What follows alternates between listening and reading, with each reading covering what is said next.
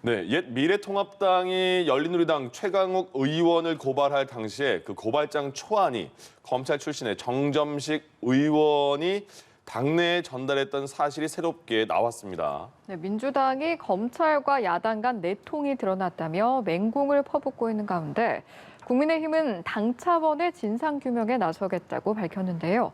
관련 내용을 포함한 정치권 이슈들 최창렬 용인대 교수, 김형준 명지대 교양대학 교수와 함께 짚어보도록 하겠습니다. 네, 어서 오십시오. 안녕하십니까. 예, 이 고발장 의혹은 지금까지는 뭐 계속 어쨌든 의혹이지만 검찰에서 손준성 검사가 김웅 의원에게 뭐 보냈다, 김웅 의원이 당에 보냈다, 당에서 고발장을 접수했다 이런 건데 당에 보냈는데 그 고발장이 그 초안을 받은 그 변호사가 보니까 정점식 의원실에서 보낸 것까지는 내용이 어제 보도가 됐더라고요. 그러면 이게 당과 이 고발장 전달 사이에서 일단 당은 개입한 거 아니냐 이런 의혹이 또 나오는 것 같은데 어떻게 보세요?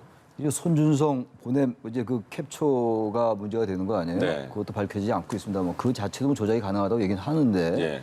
손준성 보냄, 그다음에 김웅, 그다음에 이게 당, 네. 그다음에 제보자의 그 아직 그 정체를 잘 모르는 것이고. 네. 그런데 지금 어쨌든 이건 팩트로 확인된 것 같아요 지금.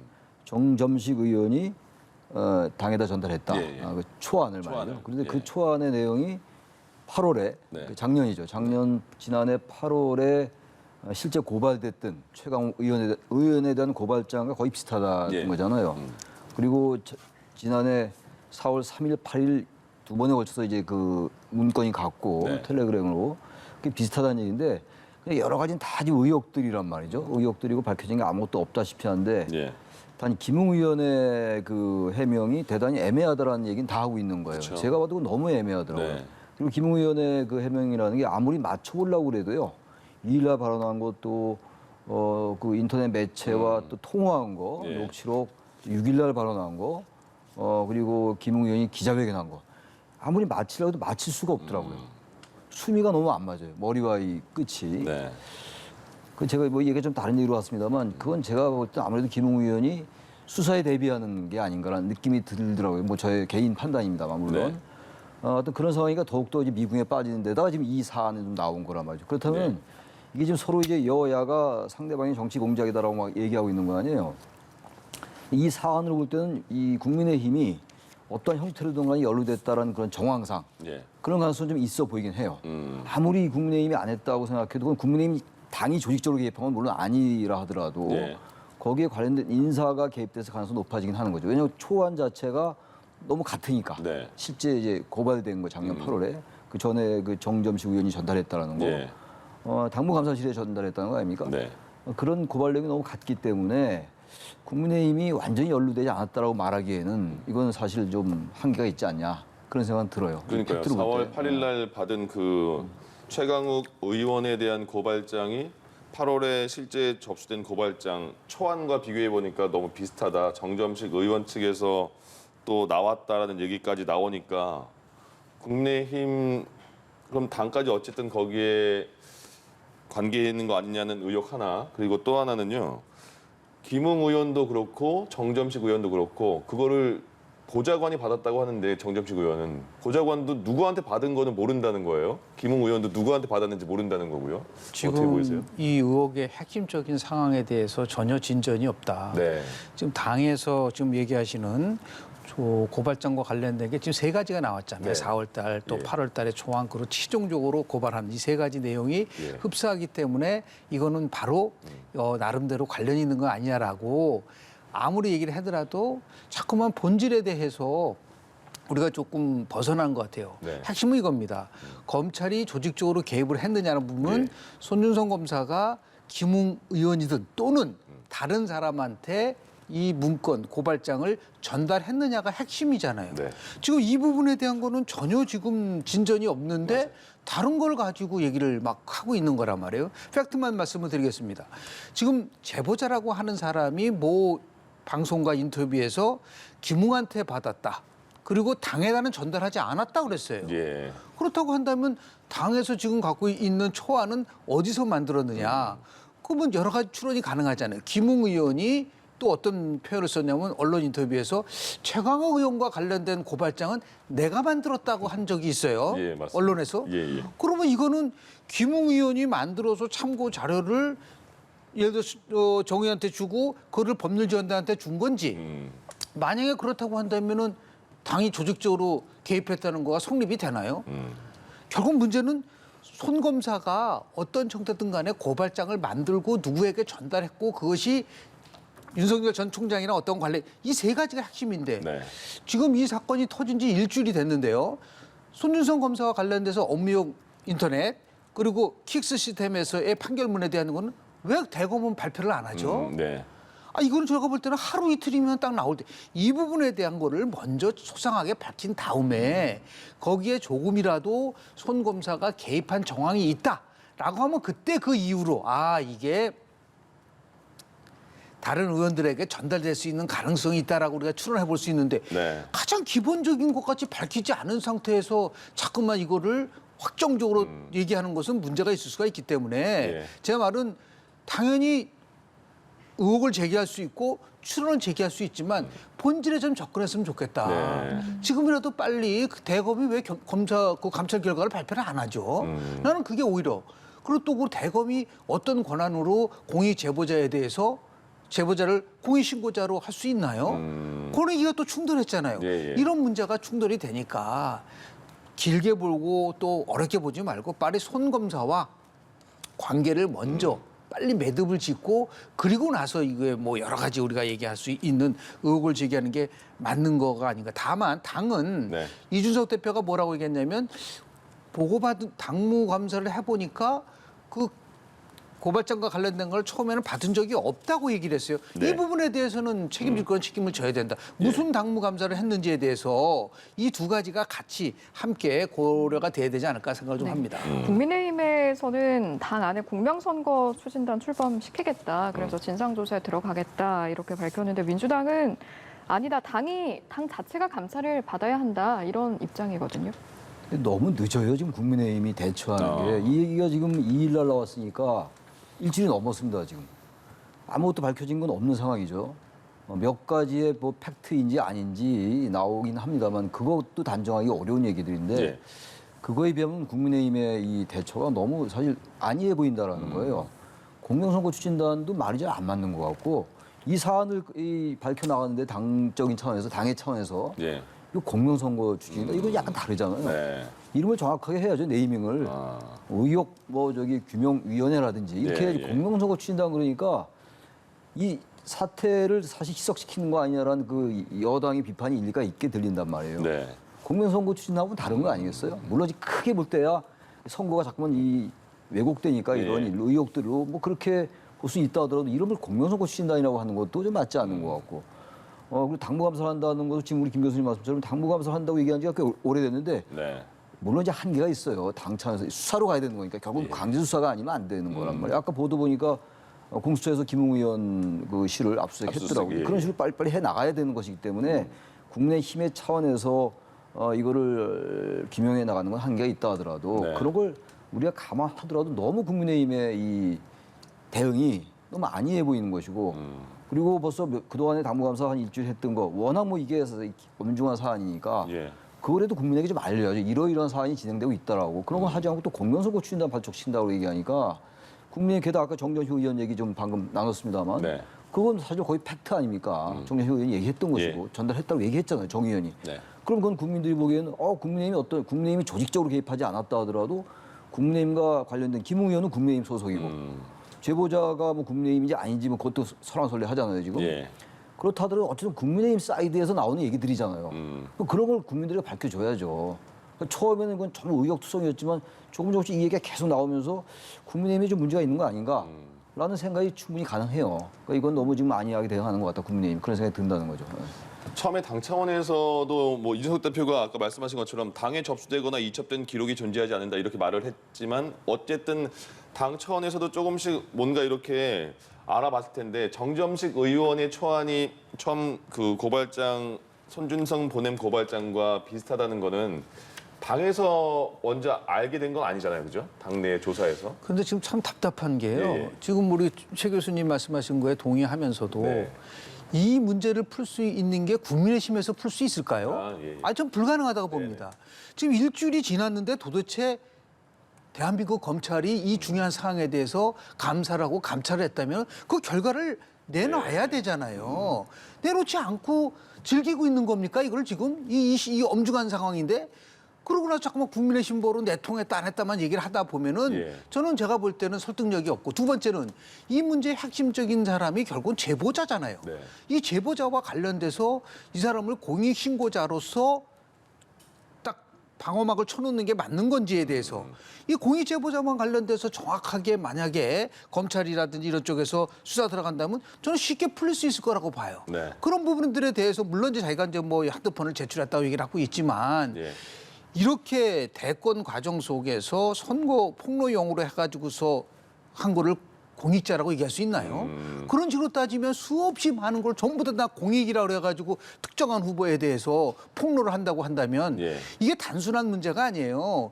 결국 선거 과정 속에서의 중립성과 객관성을 어떻게 유지를 하느냐 문제랑도 연결되기 때문에 일차적으로 빨리 이 검찰이 지금 1차 조사한 결과를 소상하게 발표하라 이거예요. 네. 그래서 국민들이 판단을 하는 거죠.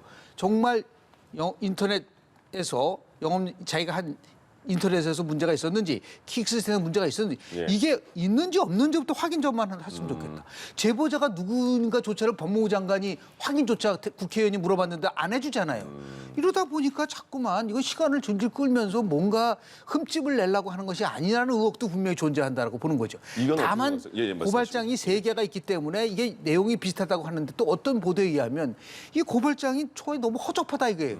이게 진짜 검사가 쓴 고발장이냐라고 하는 문제제기까지 있다고 한다면 네. 고발장이 3개고 비슷하기 때문에 이거는 다 같이 공모한 거다라고 단정짓기 어려운 부분들도 있을 수가 있기 때문에 예. 빨리 저는 검찰이 1차 조사 결과를 발표해야 된다 그렇게 봅니다. 그러면 지금 오늘 조금 전에 나온 얘기가 공수처가 김웅 의원실을 압수수색 한다고 하잖아요. 그건 어떻게 보시죠? 당연한 거죠. 예. 고발 접수를 받았잖아요. 지금 핵심 키가 송 검사, 김웅 의원, 제보자, 네. 그리고 지금 한 사람 더 첨가된 거죠. 우리 정정식 의원 같은 경우. 예.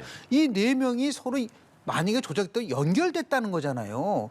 그럼 연결고리의 시작은 바로 손 검사 그리고 김웅 의원이라고 한다면 네. 이 두 사람에 대해서 집중적으로 일단 빨리 수사를 진행을 시키고 그리고 나서 제보자와 관련돼서도 조사를 해야 되지 않겠습니까? 지금 제보자가 얘기한 것 중에서 기무하게 받았고 당에겐 전달하지 않았다고. 근데 그 사람이 진짜 제보자인지는 잘 모르겠어요. 예. 누군지 확인이 안 되니까. 이게 굉장히 복잡한 것 같지만 예. 실은 복잡한 게 아니에요. 가장 간단한 거를 확인해 주면은 쉽게 풀릴 거를 손 검사와 김웅 또는 손 검사와 정 의원과의 관계 속에서 이게 정말 전달된다는지 안 됐는지만 확인이 되면 예. 금방 풀릴 수 있는 문제인데 너무 이걸 질질 끌지 않나 생각이 좀 드는 거죠. 손 검사의 그 PC 네. 이를 이제 포렌식을 하거나 예. 그걸 들여다보면 알 수 있을 것 같긴 한데 글쎄요 이 검사들이 이제 그런 공소장 쓰거나 고발장 같은 걸 한다면은 그걸 다 이렇게 또 없앤다고 그러더라고요. PC를 보니까 한 3개월 받은가요? 뭐 디가오징 이렇게 다 완전히 뭐 없앤다고 하던데요. 그 예. 내용을 알 수 없을 정도로 그걸 없애기 때문에 네. 손검사 PC를 본다고 해도 이 사안의 어떤 본질에 다가가기 좀 어려울 것 같고 네.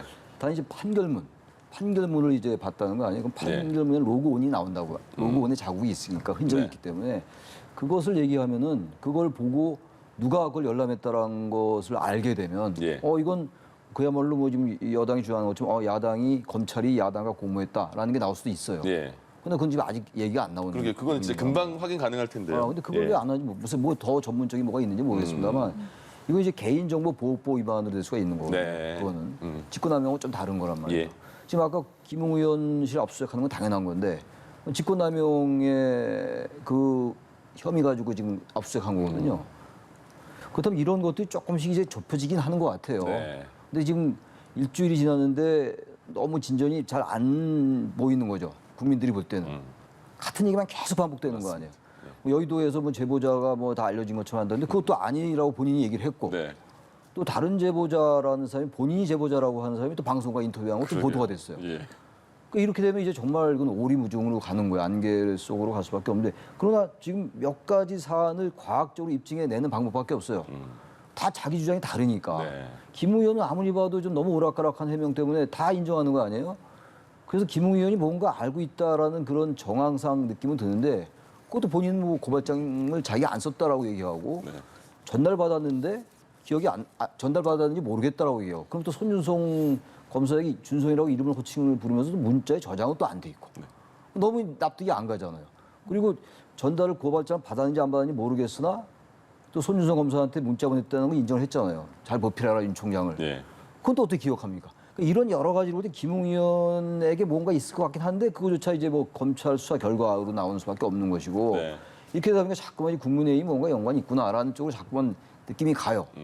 이거 단정할 수 없는 상황인데 아무튼 아까 말씀드린 그런 그 판결문이라든지 송검사 피시에서 나올 수 있을지 없을지 모르겠어요. 그런 것들만 빨리 보더라도 조금씩 밝힐 수 있을 것 같은데 아직은 진전이 거의 없는 거예요. 사실. 예. 그 엊그제 김웅 의원이 기자회견을 오전에 했죠. 그리고 이후에 오후에 윤석열 후보가 기자회견을 바로 자청해서 했습니다. 거기서 국회로 불러달라. 내가 거기서 당당하게 말을 해주겠다. 이렇게 말을 했거든요. 거기에 대한 민주당 윤호중 원내대표의 얘기가 있었고요. 그 이후에 또 윤석열 후보가 또 입장을 발표한 게 있는데 한번 들어보시죠. 국회는 이 윤석열 후보를 무서워하지 않습니다. 그런데 윤석열 후보는 국회를 우습게 보는 것 같습니다. 때가 되면 다 부를 테니 보채지 마시기 바랍니다. 빨리 신속하게 진상을 다 확인해서 어떤 방향인지 결론을 국민들에게 빨리 내라 이런 얘기를 좀 하고 싶습니다. 네. 질질 끌면서 뭐 냄새나 계속 풍기고 이러지 말고. 네. 좀 그 첫 번째 그러니까 기자회견할 때는 굉장히 격앙된 느낌이었고 지금은 질질 끌면서 뭐 냄새나 풍기지 말라 이렇게 말을 했어요. 윤석열 후보의 입장은 어떻게 보이세요? 일단은 유력 정치인이 기자회견을 할 때 우리가 평가하는 부분은 세 가지예요. 네. 시점이 과연 좋았느냐, 두 번째는 태도가 어떻겠냐, 마지막으로는 그 내용을 공감할 수 있느냐 이런 부분이거든요. 예. 시점에 대해서는 저희는 동의합니다. 왜냐하면 이제 더 이상 물러날 데가 없어요. 본인이 직접 나와서 얘기할 수밖에 없다. 수없이 또 얘기했잖아요, 사람들이. 네네. 직접 표명하라고. 예. 그런 면에서 기자회견 방식을 탕한 것은 뭐 저는 적절했다고 좀 보는데 두 번째는 태도에 대한 문제 속에서 많은 이제 이론이 있을 수가 있는 것이죠. 네. 너무 격앙돼서 굉장히 거칠게 표현을 했다라는 부분들. 뭐 심한 경우는 언론관이 맞나 메이저 언론 뭐 마이너 언론 이런 식으로 또 공작하려면 제대로 하라라든지 국회에서 불러주세요 이런 것들은 굉장히 감정이 폭발되는 것 같은 생각이 좀 들어요. 예. 그런데 국민들은 유력 대권 후보에 대해서 내용보다는 태도를 보는 게 훨씬 많거든요.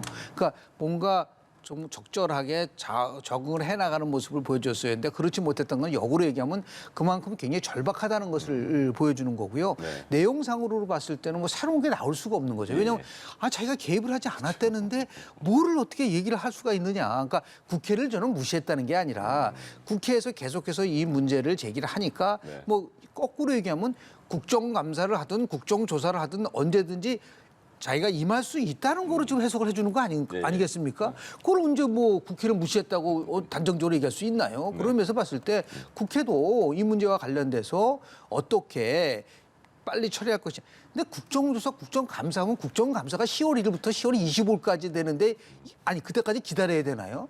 그래서 제가 누차 강조하지만 왜 검찰이 이렇게 오랫동안 1차 조사 결과를 침묵하고 있는지에 대해서 반성도 하고 빨리 그 문제 되고 법무부 장관이 빨리 그 대검에다 지시를 해야죠. 도대체 뭐 하고 있는 거냐. 예. 그걸 보고 판단을 하는 것이 1차적인 순서가 아닐까라는 생각을 좀 하게 되고요. 자꾸만 그리고 손 검사가 예. 윤석열 총장이랑 굉장히 친하기 때문에 이거는 윤 검사가 모를 수가 없다. 거꾸로 한번 얘기해 볼까요? 드루킹 사건에서 지금 김경수 전 경남지사가 유죄 판결 받았어요. 대통령과 모를 수 있습니까? 이렇게 의혹 제기하면 어떡할래요? 예. 아니잖아요, 지금. 확인된 게 아니잖아요. 아니, 그 수행실장까지 할 정도로 그렇게 친한 사람인데 문재인 후보가 몰랐겠습니까? 라고 반문하면 어떡할 거예요? 그러니까 그런 식으로 단순하게 뭐 개인적으로 친했기 때문에 이거를 반드시 알았다. 그런 거는 제가 볼 때는 별로 이렇게 큰 도움이 안 되고요. 예. 빨리 이 검찰이 조사 못하면은 빨리 공수처라도 아주 핵심적인 몇 가지 사항에 대해서 빨리빨리 발표를 하는 것이 이 의혹을 조기에 매듭질 수 있는 길이 아닌가 생각을 좀 합니다. 예, 예. 알겠습니다. 이번 의혹 얼마나 사실관계가 좀 빨리 밝혀지느냐에 따라서 대선 전국에 미칠 영향도 다르게 될 텐데 일단 차기 대선 후보 적합도 조사를 한번 볼까요? 예. 리얼미터 그리고 합동조사 결과 준비해봤는데 일단은 먼저 리얼미터부터 보시죠. 이재명 후보 27%, 윤석열 후보 24.2% 두 후보의 격차 2.8%포인트 차이 정도 나고요. 합동조사 이어서 보겠습니다. 이재명 후보가 25%, 윤석열 후보가 17%, 8%포인트 차이입니다. 전체적으로 이번 결과 좀 어떻게 보셨는지요? 뭐 일반적인 추세와 크게 다르지는 않는데 가장 눈에 띄는 거는 홍준표 지금 네. 의원의 지지가 급상승하고 있다는 거고 그리고 더 이제 이낙연 후보한테는 좀 안타까운 게 3위 자리를 뺏겠다라는 게 핵심적인 거잖아요. 그런데 야권 후보 적합도와 전체 적합도에는 차이가 있는 거잖아요. 지금 이제 홍준표 지금 후보는 다자대결 구도에서는 3위지만 네. 범야권 지지는 1위로 나타났는데 범야권 적합도만 보면은 홍준표 후보를 지지하는 계층이 크게 두 가지예요. 첫째는 20, 30대 젊은 계층의 압도적 지지. 네. 이재명, 윤석열보다 더 높게 나옵니다. 더 나가서 지금 민주당 지지층, 그러니까 민주당 지지하는 사람, 호남, 진보층에서 굉장히 높게 나와요. 이 두 가지가 여전히 지금 이제 받쳐주고 있기 때문에 이렇게 역전이 나왔는데 반대로 국민의힘 지지라든지 아니면 보수라든지 TK 측에서는 여전히 윤석열 지지 이 후보가 높단 말이죠. 예. 그러니까 이게 정말 역전을 하고 확장성을 가져간다고 한다면 이제 홍준표 후보에게 남은 과제는 자신의 정치적으로 큰 서포팅이 될 수 있는 국민의힘과 보수층과 TK층에서 얼마만큼 이제 윤석열 후보를 만약에 그 층에서 뒤집은다고 한다면 그거는 엄청난 지각 변동이라고 볼 수가 있는 겁니다. 예. 그렇게 되면 아마도 다자대결 구도에서도 2위로 치고 올라갈 수 있는 아마 발판이 마련될 수 있다고 좀 보는데요. 지금은 분명한 거는 여론조사는 추세이기 때문에 네. 홍준표 후보의 추세가 확인됐고 지속될 수 있는 개연성이 남아있다라는 말씀을 좀 드리고 싶습니다. 어떻게 보셨습니까? 이재명 지금 아까 이제 보도 아까 화면에 나온 건 이재명 지사가 다 높아요. 예. 윤 후보보다. 윤 후보가 이제 이 사안이 한 일주일 됐잖아요. 네. 그런 거에 비해서 이런 논란이 있는 거에 비해서는 윤석열 후보의 지지가 아직은 좀 견조한 것 같아요. 네. 근데 중요한 거는 전체적인 추세로 볼 때 윤 후보가 이재명 지사를 앞선 게 많았거든요. 이제 그건 찾기가 좀 어렵더라고요. 있긴 있어요. 전혀 예, 예. 없지는 않은데 워낙에 여론조사 많이 나오는데 네. 윤 후보가 아무튼 최근에 이 사안 그 의혹에 대해 관련돼 가지고는 크게 영향을 안 받는 것처럼 보이긴 하는데 전반적으로 이재명 지사보다 좀 밀리는 경향이 보여요. 예. 그리고 또 하나는 이제 홍 후보의 말씀하셨잖아요. 전 동의해요. 그러니까 물론 역선택의 측면도 좀 있어 보이긴 하는데 역선택이라고만 하기에는 홍 후보의 약진을 그렇게 과소평가할 건 아닌 것 같아요. 젊은 사람들의 입장은 분명히 홍 후보에 대해서 많이 쏠리는 게 나타나고 있단 말이에요. 네. 그걸 역선택으로 설명할 수는 없다고요. 특히 이제 20대, 30대들을 우리가 흔히 진보라고 그러는데 이분들이 보니까 진보 보수다라기보다는 실용주의적인 것 같아요. 네. 많이 바뀌었어요. 그러니까 지금 586이라든지 이런 세대들은 20대, 30대 때 굉장히 진보적이었어요. 그 당시 정치 상황이 그랬는데 네. 지금은 그렇지 않단 말이에요. 20대들에게는. 취업이라든지 자신들의 뭐 여러 가지 결혼 문제 이런 것들에 대해서 고민하는 세대이기 때문에 어느 게 나에게 유리한 걸 본다고요. 예. 그 진보 보수로 자꾸만 그 잣대를 가지고 젊은 사람들을 보면은 좀 선거 전략은 별로 유효하지 않은 전략 같아요. 네. 그러니까 홍준표 후보가 얘기했던 몇 가지 있잖아요. 사실을 사법시험 부활한다든지 네네. 수시 폐지 같은 것들을 공정하게 보는 것 같아요. 선명하고 공정과 잣대에 좀 부합한다고 보는 이런 것들과 같이 결부돼서 홍 후보가 약진세가 두드러지는 거예요. 다시 말해 윤 후보가 예. 야권 내에서도 좀 약간 이제 추세 몰리는 듯한 측면이 있고 홍 후보의 약진을 허용한 상황이니까 또 상대방인 이재명 후보와의 관련 그 대결 구도에서도 좀 밀리는 듯한 측면이 분명히 있어요. 그런 것들을 이제 윤 후보가 어떻게 만회 나가느냐가 핵심인 것 같아요. 아까 그 조사를 네. 볼 때는 그렇다는 얘기입니다. 네. 알겠습니다. 민주당 지지층의 범여권 후보자 간 지지율도 준비해 봤는데요. 화면으로 함께 보시겠습니다. 역시 리얼미터 조사 결과입니다. 일단은 이재명 후보의 대선 주자 가상 양자 대결이 지금 보이고 있는 것 같은데 범여권 후보자 간 지지율을 좀 제가 말씀을 드리면 이재명 후보가 53.9% 보시는 것처럼 이낙연 후보가 34.7%, 추미애 후보 5% 이렇게 쭉 볼 수가 있는데 일단 이재명 후보가 앞서고 있습니다. 그런데 이낙연 후보가 지난번보다 2%포인트가 상승을 해서 그래도 충청 지역 결과 이후 지지율 상승한 모습 보이고 있는데 최근에 의원직 사퇴부터 뭐 네거티브 중단 이야기를 하기도 하고 이게 좀 영향이 있었다고 보면 되는 부분일까요? 의원직 사태가 전 큰 흐름에서 흐름을 바꾸기엔 좀 한계가 있을 것 같아요. 의원직 사태에 대해서도 당내에서도 여러 가지 이제 이견이 좀 있고요. 그러나 이낙연 후보로서는 절박한 거죠. 충청권에서 워낙 그 과반 이상을 이재명 후보에게 네. 허용을 했기 때문에 예. 지금 이제 충청 지나고 이제 강원, 대구, 경북, 그다음에 뭐 주말에 그 슈퍼이크가 있는 거 아니겠습니까? 네. 여기서도 또 과반을 허용하게 되면 거의 뭐 광주 전남에서 뒤진다는 보장이 거의 없다고 볼 수가 있는 거 아니겠어요? 그러면서 사실 의원직 사태에 대해서 여러 가지 반론이 있을 수가 있겠으나 이제 이 낙연 후보로서는 선택의 여지가 없었던 것 같아요. 예. 그런 결기를 보여주고 그럼으로써 뭔가 지지층을 저집시키고자 하는 건데 아무튼 그런 것들에 비해서 이 낙연 후보에게 뭐 약간 올라갔긴 했다고 하는데 그게 예. 크게 의미 있는 변화는 아닌 것 같아요. 아까 보세요. 이재명 후보와 차이가 많이 나잖아요. 여전히. 네. 그래서 이제 이 여권의 지지자들 당내 경선에서 전략적 투표라는 게 많이 작용하고 있는 것 같아요. 충청권도 그렇고. 네. 충청권에서 그렇다면은 전남, 광주, 호남 지역에서는 오히려 더 전략적 선택 같은 게 더 작동하는 가능성이 높아 보이긴 합니다. 예. 그렇다면 이낙연 후보로서는 뭐 지켜봐야지 알겠습니다만 예. 상대적으로 전남이나 광주 이쪽에서 이낙연 후보 지지가 좀 있으니까 이재용 지사보다 좀 떨어지더라도 기대해 볼 만은 한데 글쎄 의원직 사태가 저는 큰 흐름을 바꾸기는 역부족 아닐까라는 생각이 들기도 합니다. 예. 저희가 아까 공수처가 김웅 의원실을 압수수색하고 있다 이렇게 전해드렸는데요. 그 공수처 입장도 나왔습니다. 고발사주 의혹의 실체 규명을 위해서 관련자를 입건을 하고 오늘 수사에 착수했다 이렇게 밝혔고요. 수사 대상은 손준성 대구고검 인권보호관 등이고요. 지금 수사 대상자들에 대한 압수수색을 진행 중이다. 이렇게 공수처가 밝혔습니다. 공수처 입장까지 저희가 전해드렸습니다. 그 민주당 지지율 지금 조금 전에 보신 거 보면 이재명 후보의 지지율이 계속 독보적이고 이낙연 후보가 얼마나 좁힐 것인가 그리고 이번에 슈퍼위크에서 한 60만 넘은 국민 선거인단 중에 70%가 또 투표에 참여했다고 하거든요. 그 결과가 또 어떻게 두 후보에게 영향을 미칠까도 궁금해요. 충청 경선에서의 가장 특징을 말씀을 좀 드리면 네. 투표율이 50% 좀밖에 안 넘었거든요. 예. 그거는 핵심 권리당원이 참여했다는 거예요. 근데 핵심 권리당원이 참여를 했는데 친문 성향이 굉장히 강한 핵심 권리당원의 2배 이상이 이재명 후보를 찍었다는 게 핵심입니다. 그래서 이게 54%를 넘어갔거든요. 그렇다고 한다면 뭐 64만 명이 될지 200만 명이 될 것 같은 이 권리당원 플러스 일반 국민들을 상대로 해서 조사했더라도 네. 이 대세론이 탄력을 받을 수 있는 가능성이 굉장히 크고요. 1차 슈퍼위크 전에 이제 TK 지역에서도 곧 경선을 하지 않습니까?